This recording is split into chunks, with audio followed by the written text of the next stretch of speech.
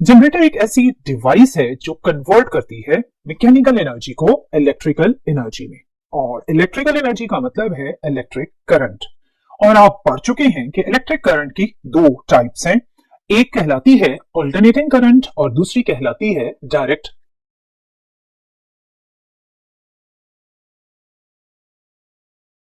Current. इनमें जो alternating current है, अगर जनरेटर मैकेनिकल एनर्जी को अल्टरनेटिंग करंट में कन्वर्ट करे तो वो जनरेटर कहलाता है एसी जनरेटर। और अगर जनरेटर मैकेनिकल एनर्जी को डायरेक्ट करंट में कन्वर्ट करता है तो वो जनरेटर कहलाता है डीसी जनरेटर। लेकिन आज का हमारा जो लेक्चर है वो बेसिकली एसी जनरेटर से रिलेटेड है। सो आज हम डिटेल में एसी जनरेटर को स्टडी करेंगे। तो पहले जान लेते हैं कि एसी जनरेटर का बेसिक प्रिंसिपल क्या है। आपने प्रीवियस लेक्चर में फेरेडे लॉ को बड़ी डिटेल में स्टडी किया था। जी डियर स्टूडेंट, फेरेडे लॉ ही एसी जनरेटर का बेसिक प्रिंसिपल है। और इस लॉ के अकॉर्डिंग जब भी किसी कंडक्टिंग लूप के अक्रॉस फ्लक्स चेंज होता है तो induced EMF and then induced current generate होता है। इसी बेसिक प्रिंसिपल यानी फेरेडे लॉ को हम यूज करेंगे for the generation of alternating current in AC generator. Induced EMF की जो आपने फेरेडे लॉ के अकॉर्डिंग इक्वेशन पढ़ी थी वो ये थी E equals to N delta phi over delta T.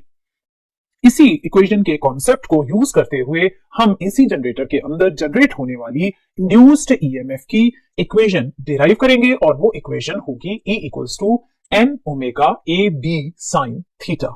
इसमें जो फर्स्ट फैक्टर है एन ओमेगा ए बी, इसे आप नवाब भी कह सकते हैं। सो याद रखने के लिए कि induced EMF in AC generator क्या है तो आपने नवाब का फैक्टर याद रखना है। इस नवाब के फैक्टर को बोला जाता है मैक्सिमम इंड्यूस्ड ईएमएफ। इस मैक्सिमम इंड्यूस्ड ईएमएफ के फैक्टर को बोला जाता है ई नॉट। और ई नॉट किसके इक्वल मैंने बताया कि E not is equal to N omega A B. So ये इक्वेशन हम यूं भी लिख सकते हैं E equals to E not sine theta. ये इक्वेशन कहां से आई, इसकी डेरिवेशन क्या है, ये आज हम डिटेल में स्टडी करेंगे। इस इक्वेशन की डेरिवेशन से पहले ये जान लेना जरूरी है कि एसी जनरेटर की कंस्ट्रक्शन में यूज होने वाले बेसिक कंपोनेंट्स क्या हैं। सबसे पहली चीज जो हमें रिक्वायर्ड है for construction of AC generator वो है एक मैग्नेट। सो एक नॉर्थ पोल और एक साउथ पोल जिसके बीच में हम जनरेट करेंगे एक यूनिफॉर्म मैग्नेटिक फील्ड। और इसमें हम प्लेस करेंगे एक शेफ्ट को और शेफ्ट के साथ हम अटैच करेंगे एक आयरन का रेक्टेंगुलर फ्रेम।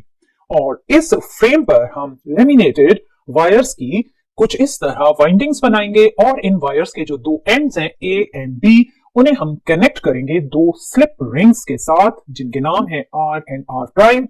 इन स्लिप रिंग्स के साथ कनेक्टेड है फर्दर कार्बन ब्रशेस। और ये basically carbon brushes output terminals के तौर पर बिहेव करते हैं। इन कार्बन ब्रशेस के थ्रू जनरेट होने वाली करंट को हम एक्सटर्नल सर्किट की तरफ फ्लो करवाएंगे। डियर स्टूडेंट, इसमें जहां आपने शेफ्ट कनेक्ट किया था उस शेफ्ट की हेल्प से हम इस रेक्टेंगुलर कॉइल को देंगे मैकेनिकल एनर्जी।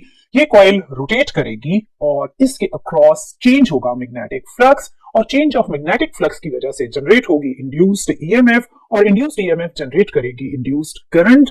और उस इंड्यूस्ड करंट को आप कार्बन ब्रशेस के थ्रू एक्सटर्नल सर्किट की तरफ फ्लो करवाएंगे। डियर स्टूडेंट, ये बेसिकली एक सिंपल सा फिनोमेना है। ये सिंपल अब इसलिए हो गया क्योंकि आपने प्रीवियस लेक्चर्स में बड़ी डिटेल में ये डिफरेंट कॉन्सेप्ट्स स्टडी किए थे related to change of flux, induced EMF and induced current. इसमें जब कॉइल रोटेट करती है तो इसमें किस तरह वर्टिकल साइड्स और हॉरिजॉन्टल साइड्स में इंड्यूस्ड ईएमएफ जनरेट होती है, उसका क्या डायरेक्शन होता है, अब हम उसको डिटेल में ऑब्जर्व करते हैं। आपको बताती चलूं कि direction of induced current find करने के लिए हम यूज करते हैं राइट हैंड पाम रूल। और इस राइट हैंड पाम रूल में आपका जो थंब है वो पॉइंट करता है along the direction of velocity of the coil और जो फिंगर्स हैं वो पॉइंट करेंगी along the direction of magnetic field. और पाम का जो नॉर्मल होगा वो बताएगा आपको डायरेक्शन ऑफ मैग्नेटिक फोर्स। और इसी मैग्नेटिक फोर्स के डायरेक्शन में चार्जेस मूव करेंगे, सो करंट का डायरेक्शन भी इसी पाम के नॉर्मल के डायरेक्शन में ही होगा। अब हम इस राइट हैंड रूल को किस तरह इंप्लीमेंट करेंगे अपने इस रेक्टेंगुलर फ्रेम पर, उसके लिए हम ये ऑब्जर्व करते हैं कि जब आपने शेफ्ट के थ्रू इसको movement the in this direction तो टॉप व्यू ऑफ कॉइल के अकॉर्डिंग कॉइल रोटेट कर रही है इन एंटी क्लॉकवाइज डायरेक्शन। इस एंटी क्लॉकवाइज डायरेक्शन में जब वो मूव करेगी तो पहले हम वर्टिकल साइड्स को ऑब्जर्व करते हैं कि वर्टिकल साइड्स में किस तरह इंड्यूस्ड करंट जनरेट होगी। पहले हम ऑब्जर्व करते हैं वर्टिकल साइड ए बी को। अगर आप ए बी की मूवमेंट के दौरान वेलोसिटी का डायरेक्शन देखें तो इसकी वेलोसिटी इस तरफ है और ये वेलोसिटी मैग्नेटिक फील्ड के साथ एक एंगल बना रही है। और इस वेलोसिटी और मैग्नेटिक फील्ड के डायरेक्शन में अब आप अलाइन करें अपने राइट हैंड के थंब को और फिंगर्स को। जैसे ही आपने थंब को वेलोसिटी और फिंगर्स को मैग्नेटिक फील्ड के डायरेक्शन में प्लेस किया तो आपकी पाम का जो डायरेक्शन है वो है वर्टिकली डाउनवर्ड। सो ये vertically downward basically magnetic force का डायरेक्शन हुआ। सो इस वर्टिकल साइड ए बी पर जब फोर्स लगेगी तो इसमें मौजूद चार्जेस वर्टिकली डाउनवर्ड एक करंट को जनरेट करेंगे और ऑब्वियसली ये करंट है इंड्यूस्ड करंट। अब हम दूसरी वर्टिकल साइड सी डी की तरफ चलते हैं। जब ये कॉइल एंटी क्लॉकवाइज रोटेट करेगी तो इस साइड सी डी में आने वाली वेलोसिटी का डायरेक्शन ए बी के ऑपोजिट है और वो कुछ इस तरह से होगा। अब आप अपने राइट हैंड की फिंगर्स और थंब को कुछ इस तरह अलाइन करें कि थंब है अलोंग वेलोसिटी और फिंगर्स है along the direction of magnetic field. So इस सिचुएशन में पाम का नॉर्मल पॉइंट कर रहा है वर्टिकली अपवर्ड। सो इसके अकॉर्डिंग क्या बना direction of induced current in side C D, वो डायरेक्शन है vertically upward. So induced current इस साइड में फ्लो करेगी अपवर्ड डायरेक्शन में। अब इन दो वर्टिकल साइड्स के डायरेक्शन को अगर आप कंबाइन करके देखें तो ये बनता है एक क्लॉकवाइज डायरेक्शन ऑफ करंट। अब आपके दिमाग में आएगा कि मैंने सिर्फ वर्टिकल साइड्स को डिस्कस किया, मैंने हॉरिजॉन्टल साइड्स को अभी डिस्कस नहीं किया। उसकी रीजन ये है कि हॉरिजॉन्टल साइड्स में इंड्यूस्ड ईएमएफ या इंड्यूस्ड करंट जनरेट नहीं होती।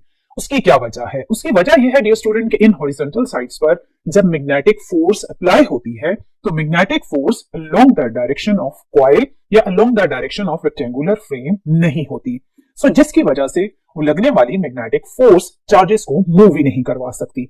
सो जब वो मूव नहीं करवाएगी तो इंड्यूस्ड करंट भी जनरेट नहीं होगा। सो इसका मतलब ये हुआ कि इस रेक्टेंगुलर फ्रेम की जो फोर साइड्स हैं उनमें से सिर्फ वर्टिकल साइड्स इंड्यूस्ड करंट में हिस्सा लेती हैं और एक क्लॉकवाइज डायरेक्शन में आपको करंट नजर आएगा जो कि कार्बन ब्रशेस के थ्रू आप आउटपुट सर्किट की तरफ फ्लो करवाएंगे।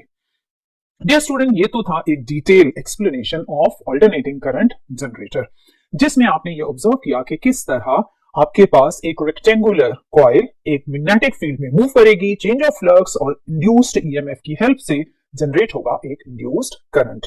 अब हम ये देखते हैं कि ये इंड्यूस्ड ईएमएफ जो जनरेट हुई इसकी इक्वेशन क्या है और इसकी हेल्प से इंड्यूस्ड करंट की क्या इक्वेशन बनेगी, और फिर फर्दर हम ये भी ऑब्जर्व करेंगे कि इस कॉइल में जनरेट होने वाली करंट की कॉइल के डिफरेंट एंगल्स के साथ क्या क्या वेरिएशन है, इसको हम ग्राफिकली भी ऑब्जर्व करेंगे।